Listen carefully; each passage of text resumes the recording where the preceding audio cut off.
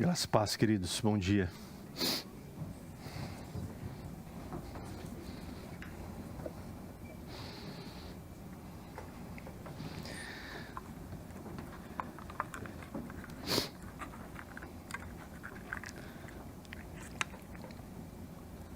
Como é bom poder adorar esse Deus, né? Que se esvaziou da sua glória e se fez um de nós, para que nós nos sentíssemos e ficássemos seguros nele, para que nós tivéssemos o que ele merecia. Porque quando em Cristo fecharmos os nossos olhos para essa vida, nós experimentaremos com ele da sua glória. E eu não sei se toca você isso, mas é impossível não adorar esse Deus quando a gente canta uma música como essa. É impossível não perceber o quanto esse Deus é bom para nós. O quanto esse Deus nos ama. E por causa disso é impossível não se curvar diante desse Deus tão precioso, tão amoroso, tão cuidadoso, tão zeloso, tão amável. Obrigado, Deus, por essa manhã. Obrigado por mais esse dia, mais esse domingo, Senhor, em que nós estamos aqui juntos como igreja, te adorando, te buscando, Senhor. Ah, Deus, como é bom sentir a tua presença, crer que o Senhor está aqui conosco, crer que o teu Espírito Santo ronda, ele passeia por entre nós, procurando entre nós verdadeiros adoradores. Que o Senhor encontre aqui, Senhor, em nome de Jesus, nessa igreja. Pai, nós clamamos, Deus, que o teu Espírito se derrame sobre esse lugar, sobre essa igreja, sobre esse povo, e nos reavive, nos encha com o teu Espírito Santo, nos batiza, Deus, em nome de Jesus, no teu Espírito, para que a gente possa, Deus, a cada dia, a cada instante, não a cada culto, mas a cada segundo da nossa vida, te buscar mais e mais, te conhecer mais e mais, te desejar mais e mais. Te adoramos, Senhor. Te adoramos, Senhor. Amém.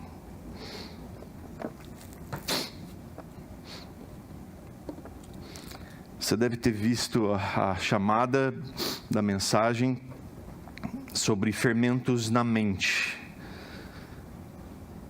E quando eu estava preparando esse sermão, eu lembrei de alguns mitos da infância. Então eu quero te perguntar, seja sincero, o que acontece quando você toma leite com manga?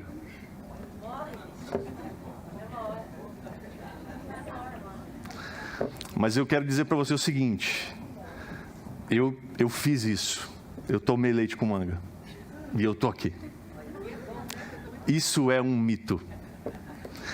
Eu me lembro quando eu era adolescente, meus pais saíram de casa, e eu queria fazer ali uma vitamina, eu vi uma manga, e vi a caixinha de leite, eu falei assim, é agora que eu vou saber se esse negócio é verdade ou não. Porque eu cresci acreditando que leite com manga matava. A minha mãe acreditava piamente nisso. E quando você acorda um sonâmbulo? Morre também, né? Não, isso não acontece também. Também é mito. São muitos mitos que a gente cresceu acreditando, não é verdade? Ou não, só eu. Na infância a gente vai ouvindo coisas, e às vezes até os nossos pais, os meus pais eram pessoas simples, e eles acreditavam mesmo nisso, de que tomar leite com manga era muito ruim. e que você podia morrer se você fizesse isso. E quando você perguntava por quê, ele não sabia, mas simplesmente porque alguém já disse isso para eles um dia. E esses mitos vão nos influenciando de tal forma que eles se tornam verdade. E a gente acredita que isso de fato acontece. E a gente sofre influências a nossa vida inteira. A gente vem sofrendo influências. Tanto é verdade que parece que a profissão do momento agora é o quê? Influencer, né? São as pessoas que ganham mais dinheiro, ficam mais famosas.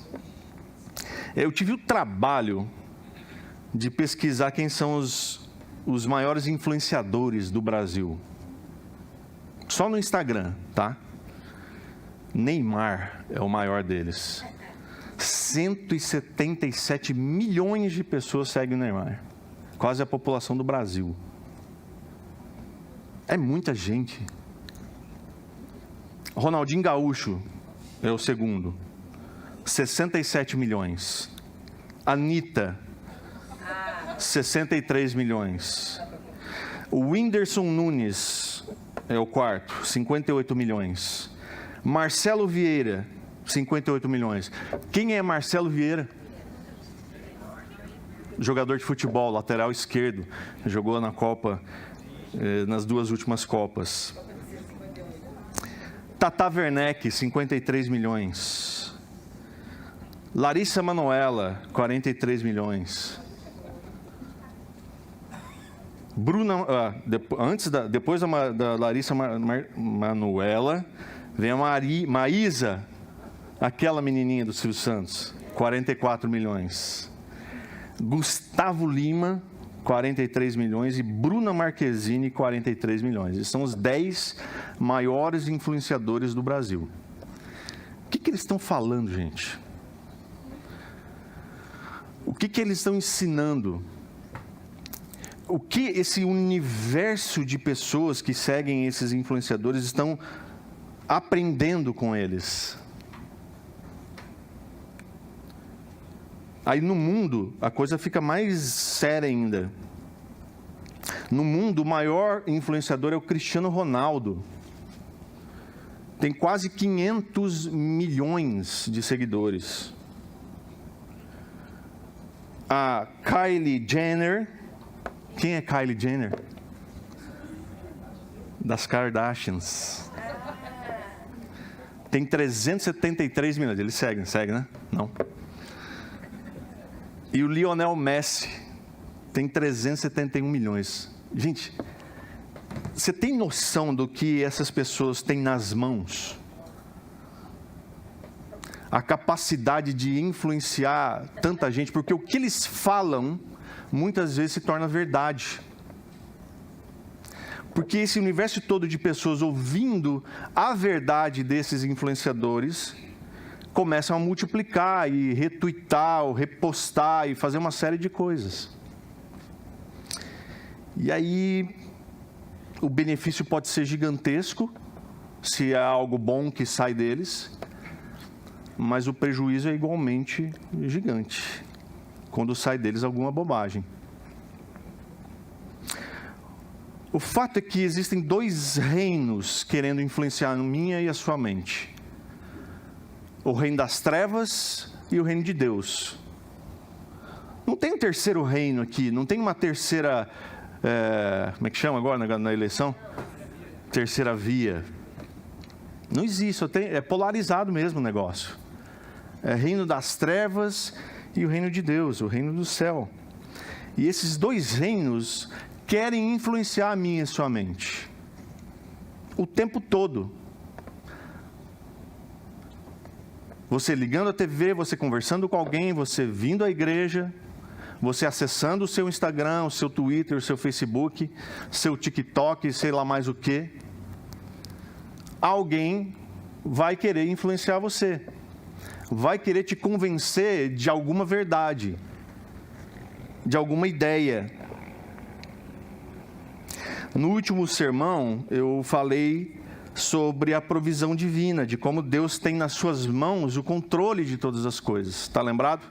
há 2 semanas atrás. E você deve ter percebido que eu tenho dado alguma ênfase sobre o que mesmo, gente?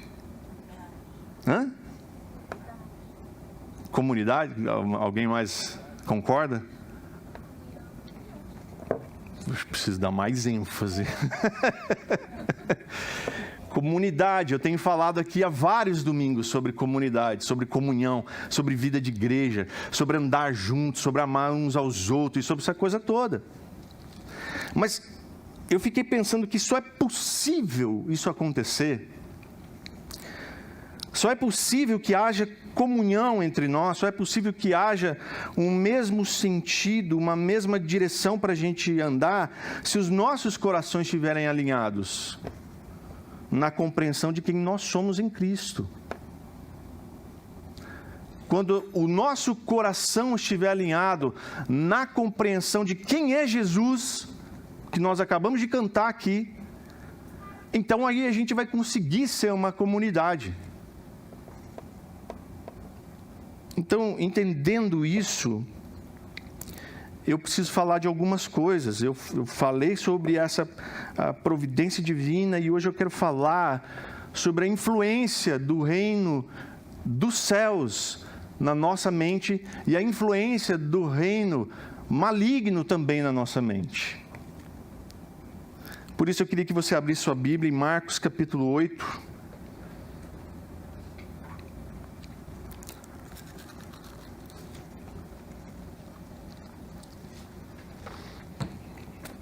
E lê comigo a partir do verso 13 até o 21.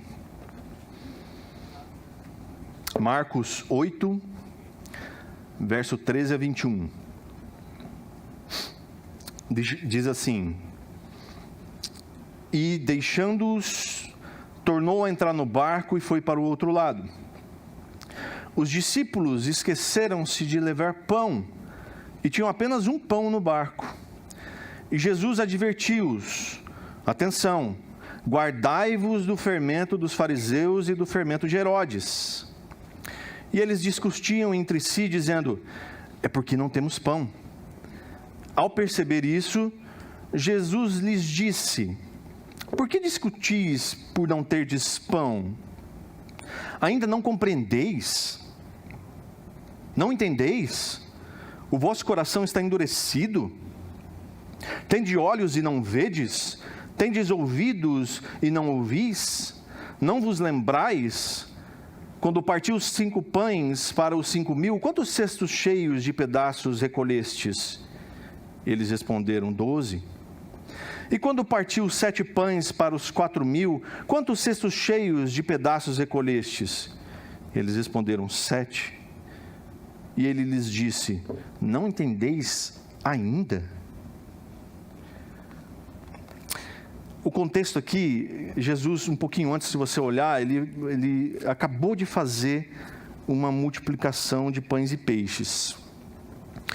E aí alguns fariseus que estavam ali junto, observando, chegaram em Jesus e começaram a pedir para ele um sinal dos céus.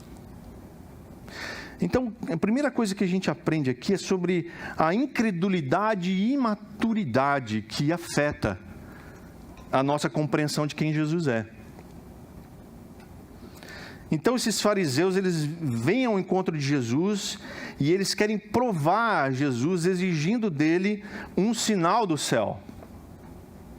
Nos versos 12 e 13, diz que ao ouvir isso, Jesus suspira profundamente.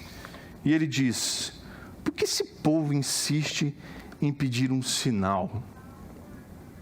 Eu lhes digo a verdade, não darei sinal algum aos homens dessa geração. Então ele os deixou. Agora, imagina comigo, Jesus acaba de alimentar uma multidão de gente com 5 pães e 2 peixes. Alimenta ali aquele monte de gente. Um montão de gente, uma multidão. E aí os fariseus falam assim: ô Jesus, vem cá. Olha, não é por nada não, mas a gente gostaria de ver aí algum sinal do céu. E eu imagino a cena de Jesus, quando ouve a pergunta, ele vira para os caras: não é possível que vocês estão pedindo um sinal do céu. Ah, não, deixa para lá. Não vou mostrar sinal nenhum para vocês. Moçada, chama os discípulos, vamos entrar no barco e vamos embora daqui. Não dá, não tem jeito. Deve ser muito desanimador ser o próprio Deus encarnado e ter que dar sinal para gente incrédula. E às vezes, meus irmãos, a gente faz a mesma coisa. A gente, às vezes, está diante de Deus e aquilo que Ele tem feito na nossa própria vida, e a gente ainda quer sinais. Aposto que aqui nunca aconteceu isso, de você pedir um sinal para Deus. Você fala: oh, Deus, se é isso, é aquilo, dá um sinal. Eu imagino Jesus lá no céu, suspirando: ah, não, sinal de novo, não. Não é possível. Eles querem um sinal. Chama os anjos assim: eles estão querendo um sinal. Aí, depois disso, eles entram no barco, e agora os discípulos dele, que andam com ele, que estão junto com ele, se veem no barco, numa viagem com só um pão. Como é que eles podem sair para viajar sem pensar nessas coisas, sem pensar em comida? Eu lembro na minha época de infância, adolescência, que quando a gente viajava para a praia, era muito comum a gente fazer compra aqui. Então o porta-mala ia com a maioria dele de compras, de água, de comida, uma caixa de isopor com carne e bebida, porque os mercados da praia eram caríssimos. Só eu fiz isso aqui, gente? Miojo, então leva um montão de miojo, né? Então eu imagino que, assim como a gente fazia um checklist, né? Comprou miojo, comprou água, comprou não sei o que, carne, porque carne lá é absurda, o dobro do preço. Salsicha. A farofa para fazer na estrada, né? A comidinha na caixa de isopor para parar ali perto de Ponta Grossa, fazer um lanchinho. Acho que só eu faço, você, né? Sr. Ernesto fazia, né, Sr. Ernesto? É. Aquela farofinha. Então, talvez esses discípulos esqueceram disso. Eles viveram tanta coisa que agora acabaram de alimentar um monte de gente, entram no barco, vamos para o outro lado do mar, e aí um olha para o outro, percebem que só tem um pão, eles ficam quietinhos, falam assim: se apertar a fome, ai, ai, ai. E aí a sequência, no versículo 15, é muito interessante, que ele começa a aparecer, Jesus dando a dica, o alerta sobre as más influências da mente. Jesus solta, né, no verso 15, cuidado com o fermento dos fariseus e o fermento de Herodes. Aqui vai representar a hipocrisia de Herodes e os falsos ensinos dos fariseus. O que é o fermento? Por que ele usa essa expressão do fermento? A função do fermento no preparo do alimento é aumentar a massa. Então você adiciona o fermento na massa, ela vai levedar a massa, vai encher a massa de furinhos, vai liberar o gás carbônico ali dentro da massa, vai encher de furinho, a massa vai ficar mais leve. Porque se você não usa fermento no seu pão, ele vai ficar quase uma pedra, de pesado e duro, não é verdade? Você que faz pão em casa, o fermento faz isso, deixa a massa leve.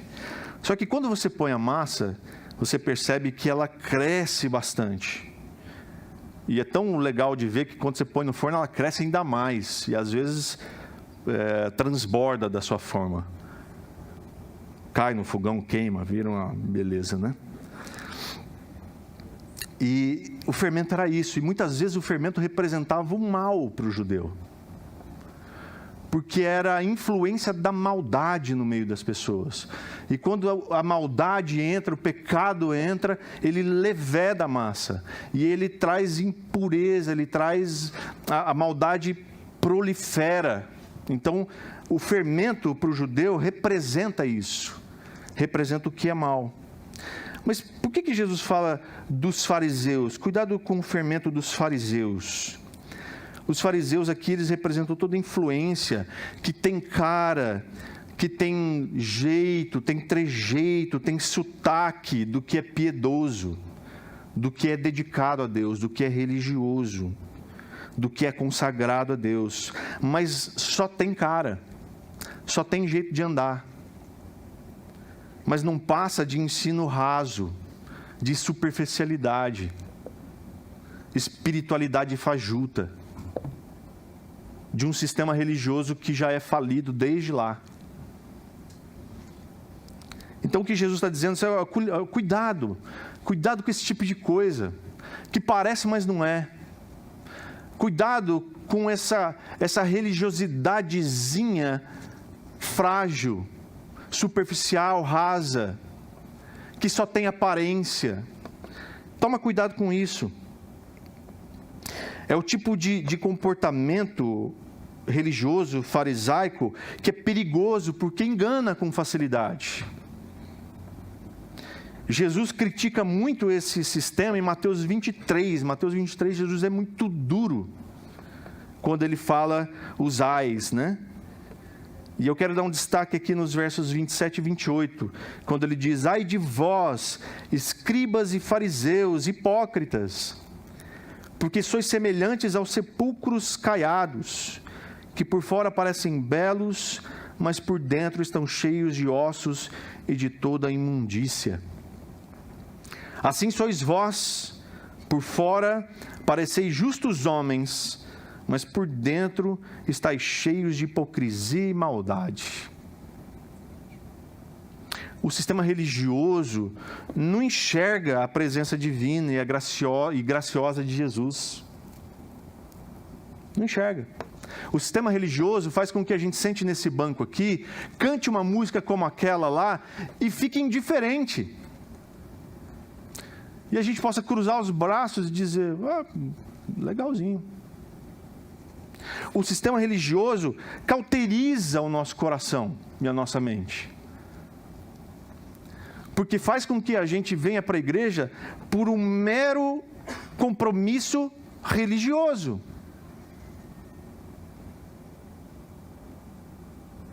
Esse sistema religioso requer sinais, sobrevive de sinais. Não qualquer sinal, mas sinal que ele deseja ver.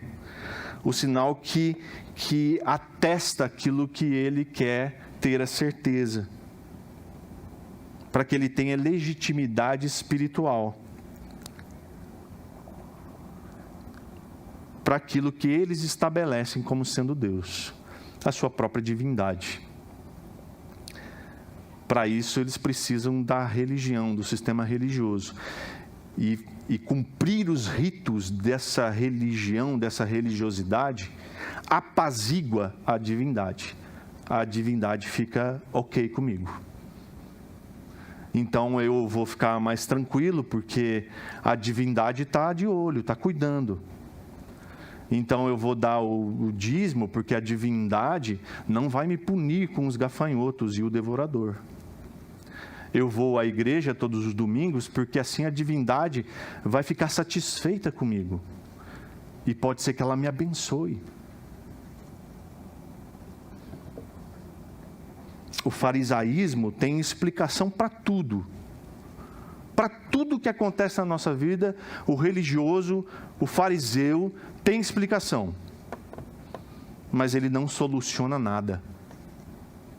Se você chega para um religioso e diz: meu casamento está com problema, senhor religioso. Aí o religioso vai dizer para você assim: talvez é porque você esteja em pecado. Talvez porque você não esteja indo à igreja com frequência. Talvez porque você esteja fazendo alguma coisa errada. E aí você pergunta: mas senhor religioso, o que eu devo fazer então? Ele: vai orar.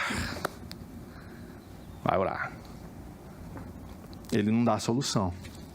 Não que orar não seja a solução, é a primeira delas. Mas Jesus nos ensinou que o caminho é pegar pela mão e andar junto. É um caminho de discipulado. Por que de Herodes? Ele diz, cuidado com o fermento de Herodes. Esse fermento representa a influência humana, a influência política, a vontade popular, a persuasão. Tudo isso faz com que os homens queiram ser independentes, donos de si mesmos. Aí você deve pensar assim, mas que mal tem nisso, de eu querer ser independente e dono de mim mesmo? É porque isso é um passo pequeno para você se tornar Deus de si mesmo. Porque quando você é dono de si mesmo, porque quando você é independente de tudo e de todos, para você se tornar o seu próprio Deus é um pulo. Então você se torna autossuficiente, inclusive de Deus. E quando a gente se torna deuses de nós mesmos, mal sabemos nós que a gente se torna escravo de algum sistema, escravo de algum tipo de influência. Como Herodes, que era um tipo de rei autorizado de Roma. Sabe, rei para inglês ver?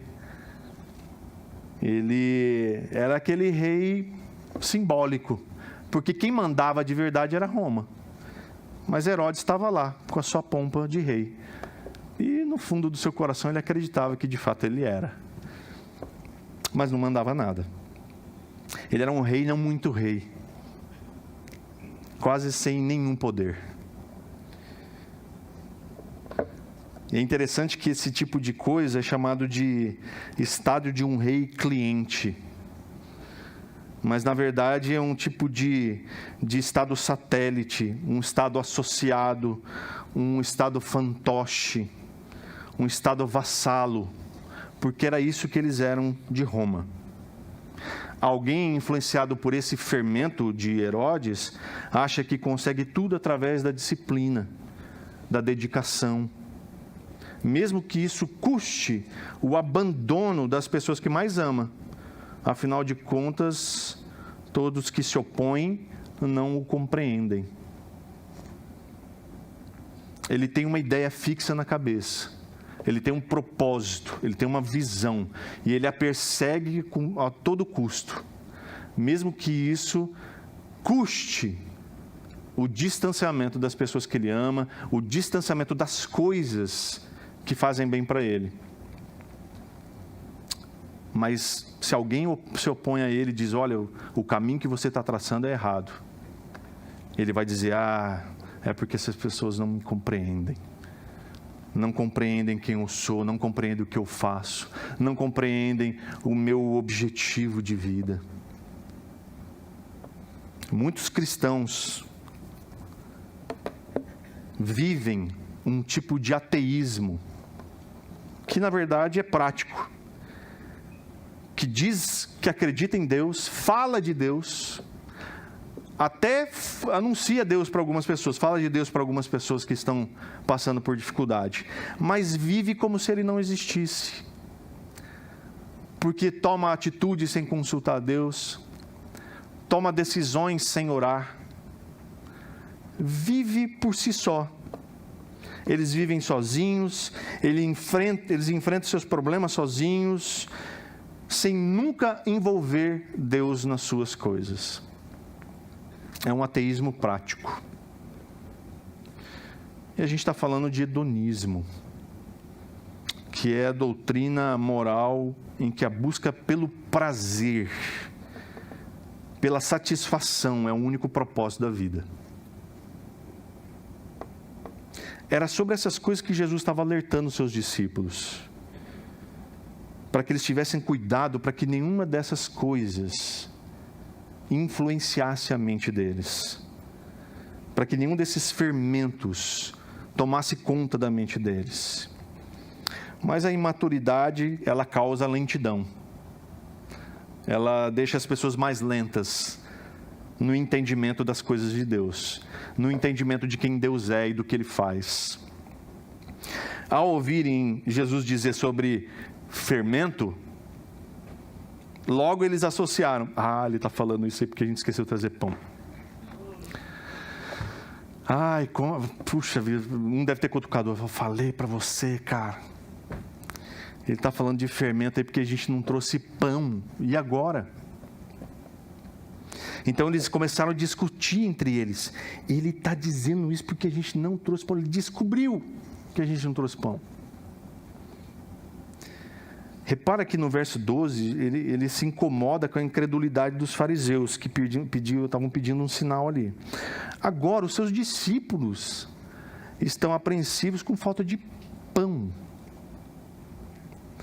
Jesus, quando percebe o incômodo dos discípulos ali, ele vai fazer uma série de 10 perguntas, provavelmente num tom mais duro. A primeira delas, do verso 17, ele diz para eles, enquanto ele percebe ali a discussão entre eles, ele pergunta: por que discutis por não terdes pão? Esses homens acabaram de ver uma multiplicação de pães que alimentou uma multidão. Então Jesus pergunta: por que vocês estão discutindo sobre isso, gente?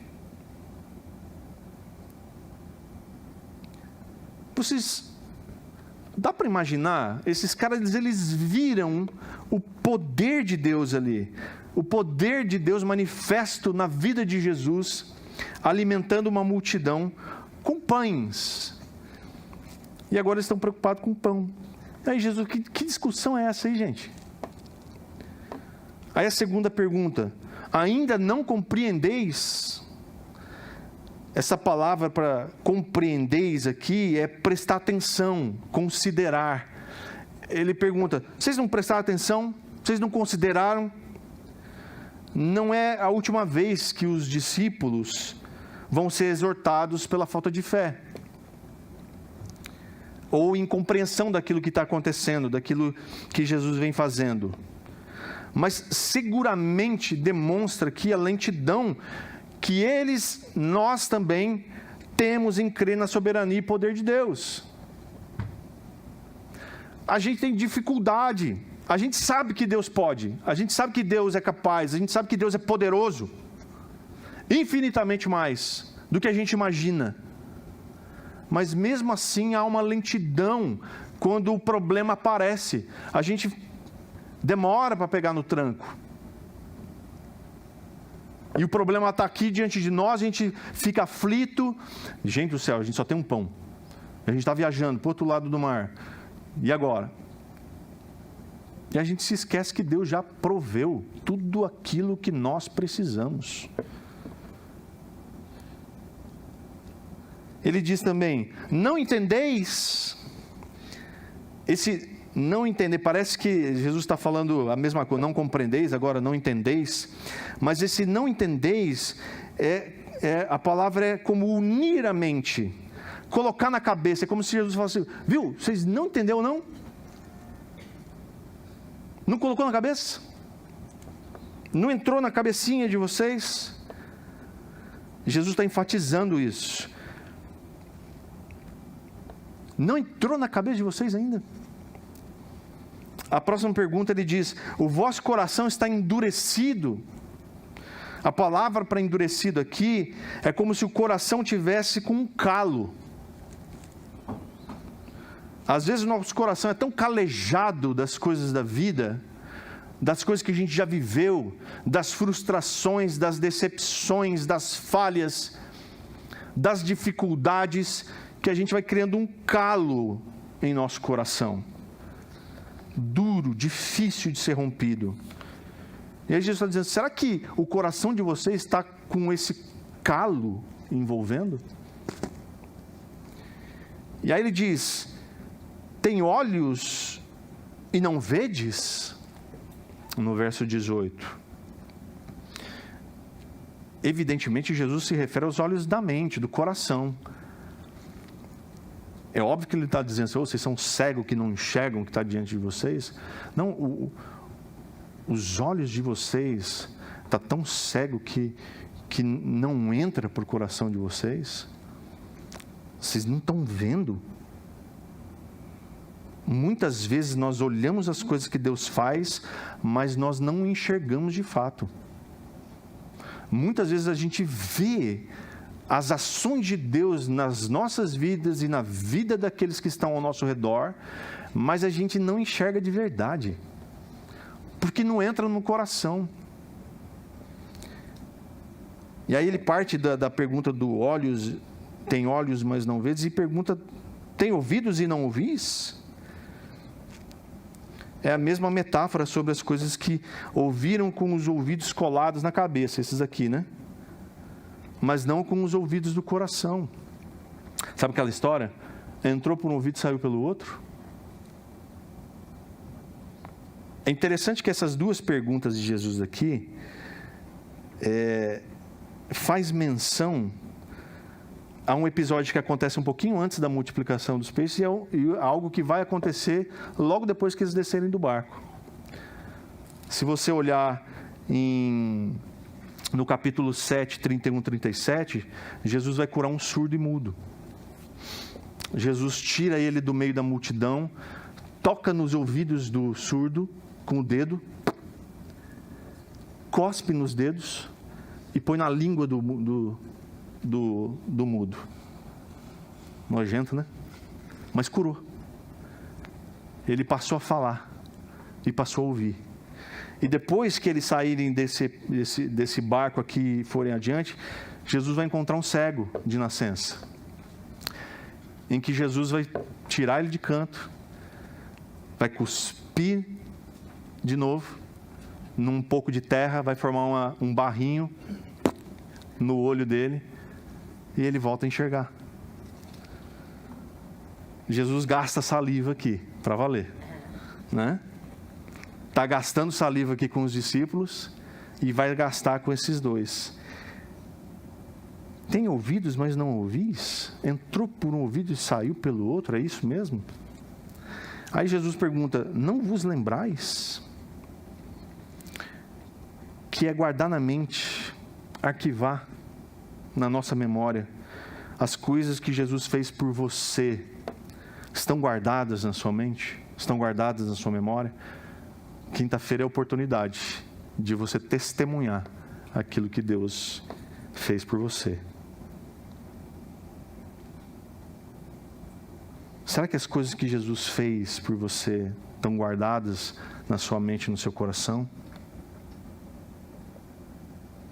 Você consegue acessar essas memórias com facilidade quando você se deparar com alguma dificuldade?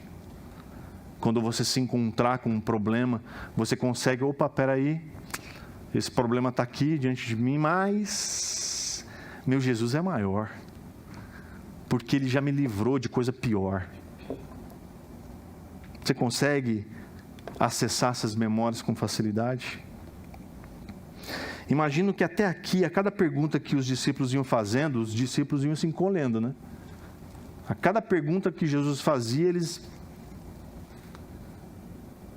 iam ficando cada vez mais, eita.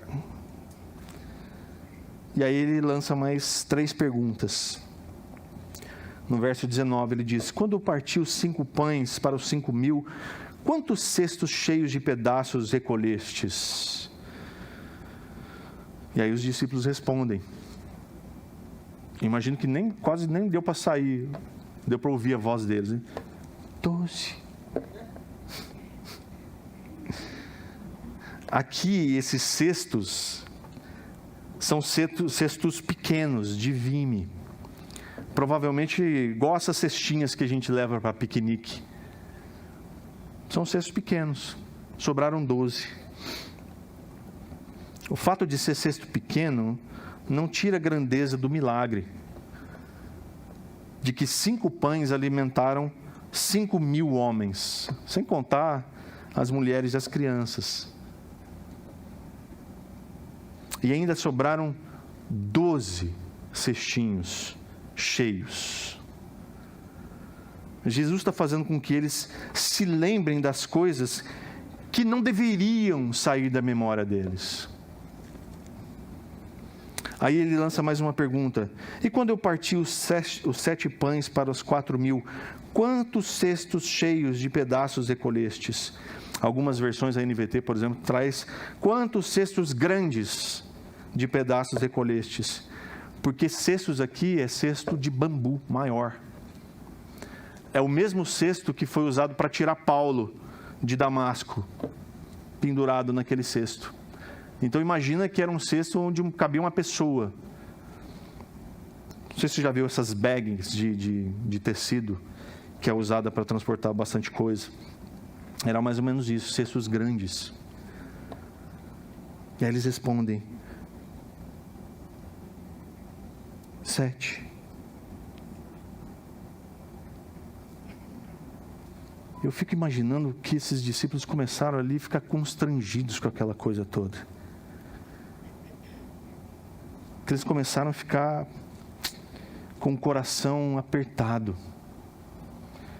De que junto com eles no barco estava o Senhor da Glória. O Rei dos Reis. Aquele que havia feito tantas coisas grandiosas e eles tinham visto cada uma delas. E agora o coração deles apertado, constrangido, porque eles estavam com vergonha, porque a preocupação deles era que eles estavam fazendo uma viagem com só um pão. O que é um pão nas mãos de um Deus que usa dos nossos recursos pequenos e limitados para fazer grandes coisas? O que era uma garrafinha de azeite nas mãos daquela viúva quando encontrou Eliseu? Quando Eliseu pergunta para ela: o que você tem em casa? Ela disse: só uma garrafinha de azeite. Ele falou: tá ótimo. É disso que é preciso para Deus fazer uma grande coisa. Vai para sua casa, empresta vasilhas de toda a vizinhança, pega as suas, pega da vizinhança, pega a garrafa PET, pega a bacia, pega a balde e enche, todos eles. E foi o que ela fez. Ela encheu com aquela garrafinha de azeite cada uma das vasilhas. E quando ela pediu mais uma vasilha para o seu filho, ele disse: acabou, mãe, não tem mais. Já tem todas aqui, a casa cheia de vasilhas, cheia de óleo. Então diz a palavra que o azeite parou. Eu imagino que ela ficou com todas aquelas vasilhas cheias de azeite e a garrafinha também cheia. Então esses discípulos estavam ouvindo Jesus ali falar de todas essas coisas, e aí Jesus emenda a última pergunta, ele diz: não entendeis ainda? Mais uma vez ele usa a palavra unir a mente, colocar na cabeça. Mas eu imagino que agora Jesus deve ter dado um tapinha assim: vocês não entenderam ainda, gente? Ainda não entrou na cabeça? Infelizmente nós não agimos diferente dos discípulos, desses discípulos que estavam com Jesus no barco. A gente pode ficar horas e horas aqui, ouvindo testemunhos daquilo que Jesus fez por nós. A gente poderia fazer uma fila aqui nesse corredor, dar um microfone na sua mão e você contar as coisas que Jesus fez. Poderíamos ficar aqui o dia inteiro. Mas a primeira dificuldade que aparecer para nós durante essa semana, a gente vai ficar aflito. A gente vai ficar, muitas vezes, desesperado. Clamando por socorro de Deus, como se Ele não estivesse junto conosco no nosso barco. Mas há um tipo de fermento que é bem-vindo na nossa mente. Abre comigo Mateus, capítulo 13.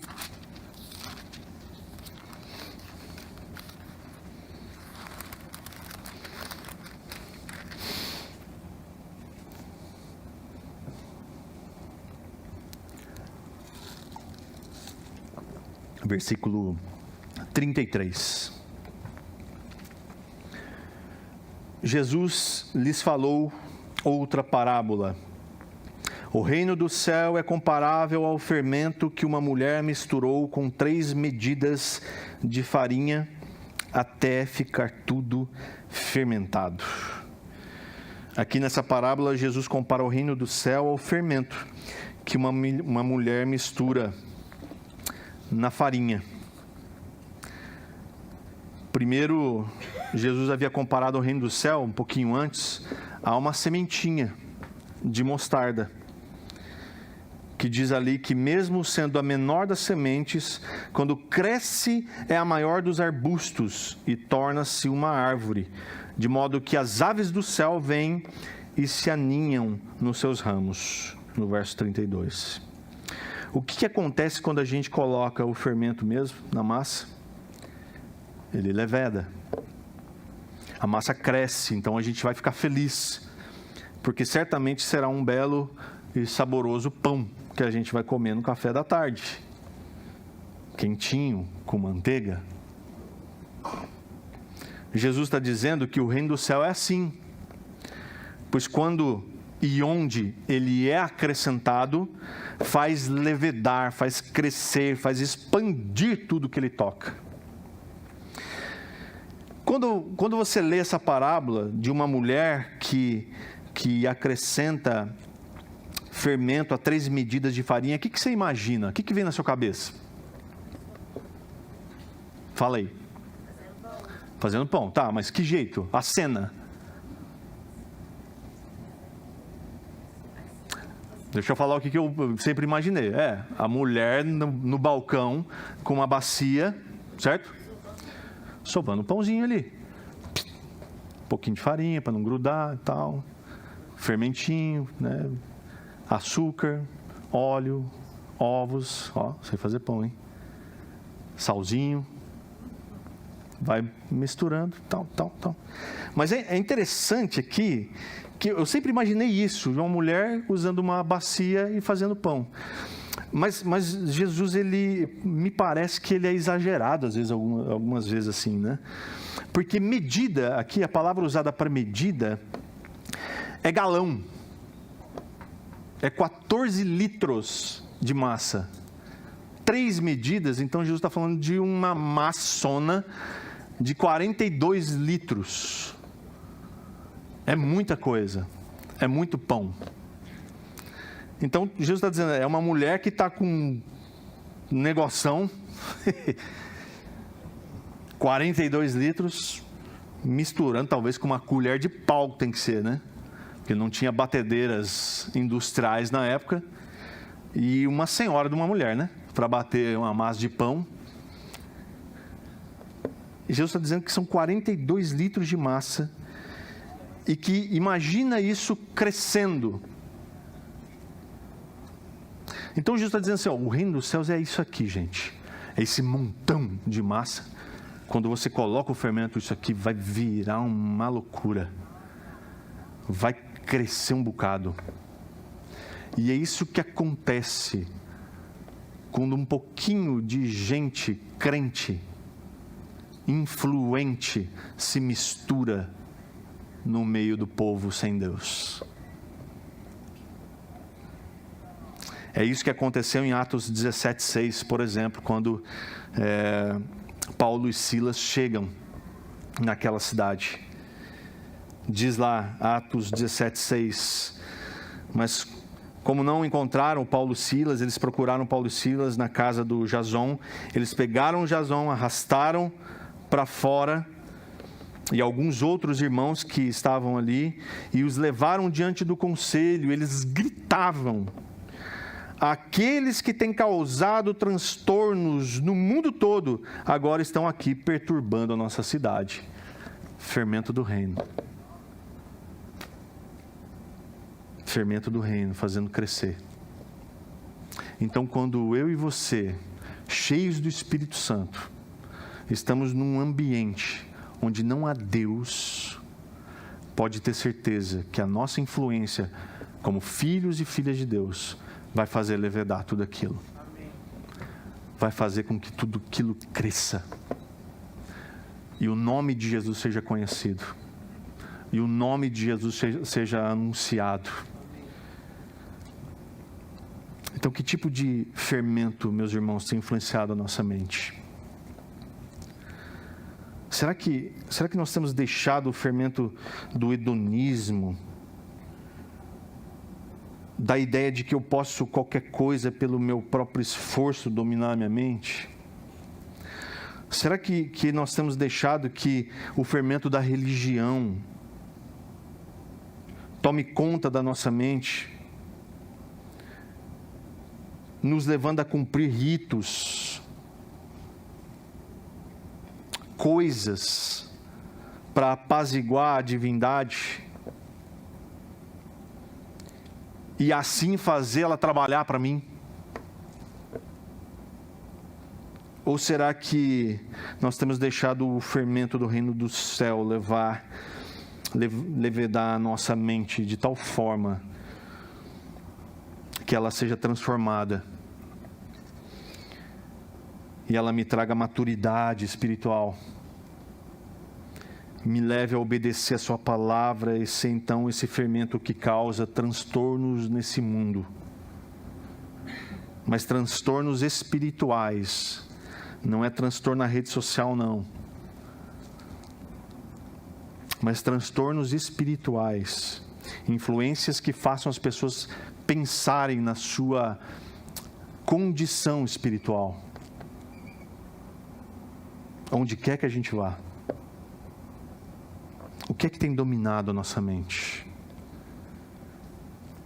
E a pergunta principal, o que você tem feito para mudar isso? Ou potencializar isso? Que a gente possa refletir sobre isso, meus irmãos. Porque Jesus está conosco no barco. Ele é o Senhor dos Senhores. Ele é aquele capaz de multiplicar os seus recursos, mesmo que eles sejam pequeninos, mas Ele é capaz de multiplicar esses recursos e torná-los infindáveis. Ele é capaz de colocar na minha e na sua cabeça o fermento do reino do céu, para que ele cresça e se expanda. E assim a gente possa acessar na nossa memória tudo aquilo que Ele já fez por nós e que Ele continuará fazendo. Pai, muito obrigado, Senhor, por essa manhã. Obrigado pela Tua palavra, Senhor. Obrigado porque o Senhor é o nosso Deus. Obrigado, Jesus, porque podemos confiar em Ti. Podemos ter a certeza de que é o Senhor quem governa a nossa vida. É o Senhor quem multiplica os nossos recursos. É o Senhor quem está à nossa frente. É o Senhor o provedor de todas as coisas. Então, por que ter medo? Então, por que nos desesperarmos? Deus, em nome de Jesus, tira de nós toda ansiedade. Tira de nós, ó Deus, toda dúvida, incredulidade, imaturidade. Que nós sejamos crentes maduros, que sabem o Deus que servem. Que o Deus de amor, o nosso Pai, no seu infinito amor, nos leve a cada dia a prestar atenção na Tua palavra. Que Jesus, o Deus da graça, nos faça entender de uma vez por todas que nós dependemos de Ti, que nós dependemos da Tua ação em nós, que nós dependemos da Tua provisão, e que o Espírito Santo, o Deus da comunhão, nos faça amar o Senhor mais do que tudo e desejar a cada dia ser mais próximos de Ti, ter fome e sede pela Tua palavra e Tua presença, e amar os nossos irmãos de tal forma que o desejo de estar com eles, de adorar com eles, seja irresistível. em nome de Jesus. Amém, Senhor. Amém, queridos, que Deus te abençoe, uma ótima semana, um domingo abençoado, cheio da graça e do amor de Deus. Amém.